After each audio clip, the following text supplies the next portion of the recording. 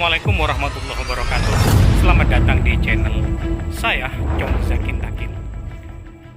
Teman-teman, Assalamualaikum warahmatullahi wabarakatuh. Selamat datang di channel Chong Zakin Takin. Hari ini saya berada di sebuah rumah milik Nyi Sukri, seorang tukang pijet ternama yang ada di desa Batang-Batang Laut. Dan rumah ini sangat unik. Nah, itu pemiliknya, teman-teman. Dan rumah ini sangat unik bagi saya untuk saya explore. Kenapa? Karena di rumah ini banyak sekali hal-hal yang tidak dimiliki oleh rumah modern pada saat ini. Dan juga terlihat bangunan rumah ini masih tradisional, masih zaman dulu. Seperti apa kisahnya? Yang jelas tidak akan ada kisah-kisah misteri di dalam rumah ini. Karena kenapa? Karena pemiliknya masih hidup. Namun begitu, teman-teman, misteri atau hal-hal gaib memang ada dan kita harus percaya. Seperti apa kisahnya? Kalian penasaran?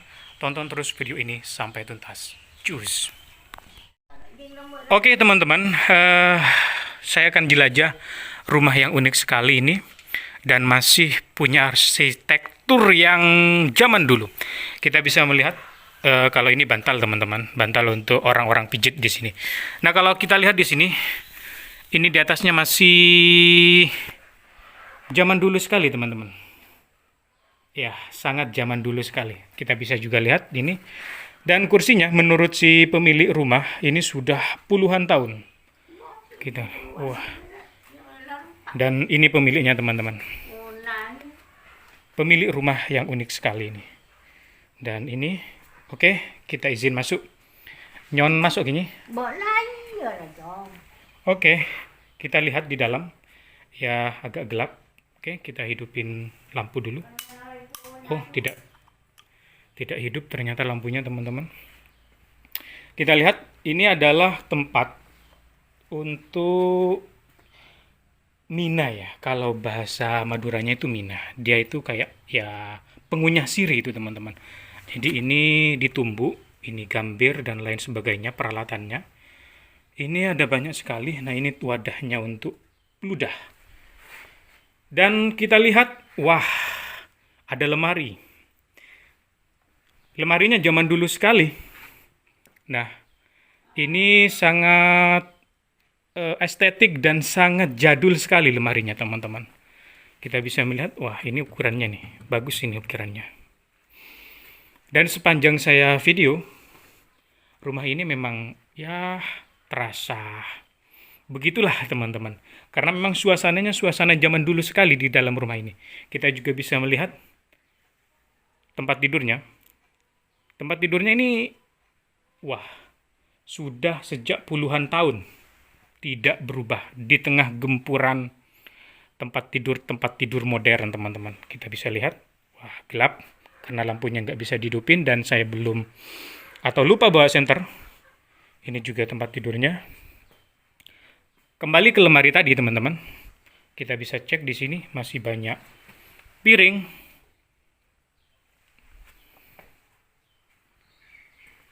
Oke. Katanya ini adalah rumah kuno gitu. Kalau bahasa Maduranya itu bengko kona gitu katanya. Kita coba masuk lagi ke lebih dalam dan saya sudah dapat izin dari pemiliknya, teman-teman. Karena pemiliknya itu kenal banget dengan saya karena memang saya sejak kecil sudah pijit di sini. Ini juga ada ranjang. Ini nggak kelihatan ya. Tunggu, ini mungkin agak kelihatan. Ini ranjang juga masih zaman dulu, teman-teman. Oke, kita masuk dan ini ada kamar di sini. Nah, wah, kalau ini adalah kamar untuk penyimpanan gabah atau padi, teman-teman. Jadi disimpan di sini. Sekarang kita coba jelajah untuk masuk ke dapurnya, teman-teman. Wah, di tengah dapur yang modern, dapurnya Nyi Sukri ini masih memegang kokoh dapur tradisional yang tak diubah. Dan ini satu-satunya, teman-teman. Masih ada tungku. Kita lihat tungkunya di sini. Ada tiga. Ada tiga, teman-teman. Ada kucing. Subhanallah ya. Teman-teman perlu ketahui bahwa pemilik rumah ini sudah tinggal satu orang. Jadi pemiliknya hanya Nyi Sukri yang tinggal seorang diri di rumah ini. Dan kita bisa membayangkan bagaimana kalau beliau sudah meninggal, rumah ini tidak ditempati, ya kita akan lihat lagi 10 tahun, 20 tahun ke depan seperti apa kondisi rumahnya kalau sudah tidak ditempati lagi. Dan ini adalah tempat bumbu-bumbunya di sini. Ini masih ada gelas, ada piring. Wah, ini zaman dulu sekali. Unik ya teman-teman, unik. Suasananya itu ya zaman dulu. Dan ini adalah lemari, tapi dijadikan tempatnya ini wajan dan lain sebagainya. Dan ini tempat cuci teman-teman, maklum ya orang tua ya. Sudah nggak usah banyak komentar, ini tempat cucinya. Dan ini adalah bak air teman-teman. Jadi minumnya itu di sini, pakai air ini. Minum, masak pakai air ini. Ini air sumur dan aman. Ada ini peninggalannya. Wah, ini masih ada. Ini rice cooker tapi tidak dipakai. Dan ternyata juga ada kompor gas, tapi sepertinya ini jarang dipakai teman-teman. Ya, ada gasnya juga dipakai, tapi sepertinya jarang-jarang karena masih pakai ini. Wah, ini kalau dulu saya sering duduk di sini. Sering duduk di sini teman-teman. Ya, inilah rumah yang masih ditempati oleh seorang Nyi Sukri yang tinggal sendiri. Yang bisa saya eksplor atau jelajah. Kalau ini langit-langitnya teman-teman, kita lihat di sini. Nah, di sini, di dapur ini, kita bisa keluar lewat pintu ini. Nah, ketika kita keluar lewat pintu ini, gimana cara bukanya ini ya? Oh, gini teman-teman. Oke, ketika kita keluar lewat pintu ini, maka inilah yang kalian bisa lihat. Nah, di sana juga ada tungku. Dan di sana sebenarnya itu ada sapi. Dan ini adalah ayam peliharaan milik Nyi Sukri itu. Ada orang lewat. Habis dari ini teman-teman, habis dari nyari rumput. Oke teman-teman, ini adalah dapurnya, sudah kalian lihat. Ya, kita bisa bayangkan 10 tahun, 20 tahun lagi kalau pemiliknya meninggal akan seperti apa dapurnya. Tapi yang jelas ini memang unik sekali saya pikir. Kita kembali keluar teman-teman. Ya, kalau siang-siang, ini siang-siang teman. Sorry, ini maksud saya sekarang adalah sore. Sore-sore di sini kalau sendirian, apakah kalian berani? Dan bayangkan saja, dengan suasana yang seperti ini, kalian tinggal di sini, apa yang akan kalian rasakan? Kalian sudah tahu ini adalah tempat tidur yang masih jadul, lemari yang masih jadul, dan tempat untuk menumbuk sirih dan segala rempah-rempahnya karena memang pemiliknya adalah seorang pengunyah sirih sampai sekarang. Dan saya rasa adalah satu-satunya di kampung ini yang masih tetap melestarikan kearifan lokal sebagai pengunyah sirih. Karena yang lain sudah tidak, teman-teman. Nah, ini pemiliknya lagi duduk di luar menunggu saya. Dan di depan rumah biasanya kalau di Madura itu ada yang namanya langgar.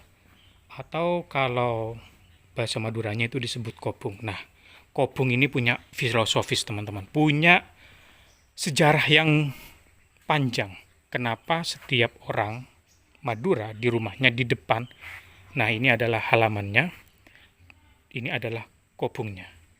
Nah, kobung ini biasanya dijadikan tempat untuk menerima tamu laki-laki, atau biasanya juga para lelaki, suami, itu biasanya tidur di sini. Jadi pisah gitu. Tapi bukan pisah ranjang, teman-teman. Nah, dan perlu kalian tahu, ini bangunannya masih dari zaman dulu banget, teman-teman. Masih dari saya kecil. Tidak berubah sama sekali. Lihat ini kayunya. Dan lihat di sana arsitekturnya semuanya. Dan juga di atas ini. Nah, sekarang ini tempat ini, kobung ini namanya ya, kalau dalam bahasa Madura, terserah kalian mau mengartikan dalam bahasa daerah kalian seperti apa, atau dalam bahasa Indonesianya seperti apa. Tapi yang jelas, kobung itu sebenarnya identiknya adalah dengan temboknya itu pakai ini teman-teman, apa gedek ya, bedek apa ini namanya teman-teman. Jadi ini adalah anyaman bambu, cuman kemudian ini dicat sudah, bukan pakai batu bata seperti ini ya teman-teman, bukan pakai batu bata seperti ini, jadi pakai anyaman bambu seperti ini. Itu baru yang dinamakan kopong. Sementara bawahnya, tempat duduknya itu sama, itu dari bambu juga, lihat. Nah, dari bambu teman-teman. Dan uniknya ini adalah alas zaman dulu ya. Ini terbuat dari daunnya pohon siwalan yang sudah dianyam. Oke teman-teman. Dan tak lupa pula teman-teman, setiap rumah orang Madura itu pasti ada kamar mandinya. Seperti yang sudah ada di video-video sebelumnya tentang rumah orang Madura. Ada kamar mandinya dengan 2 lubang, pintu yang tanpa pintu. Oke teman-teman. Aduh, saya kejedot teman-teman. Dan inilah pemiliknya, hanya seorang diri. Jadi inilah neneknya, si nenek pemilik rumah ini yang sudah tinggal seorang diri sejak puluhan tahun lalu. Jadi suaminya sudah meninggal sejak saya masih kecil, sejak puluhan tahun lalu, 30 tahun atau 40 tahun, 30 tahunan mungkin ya, sudah meninggal dan dia tinggal seorang diri. Kalau malam biasanya ditemani sama saudaranya. Oke, thank you. Terima kasih buat teman-teman semuanya. Kalau dari jelajah tadi kalian menemukan hal-hal yang bersifat gaib, silahkan berkomentar saja di kolom komentar di bawah ini. Oke, thank you. Wassalamualaikum warahmatullahi wabarakatuh.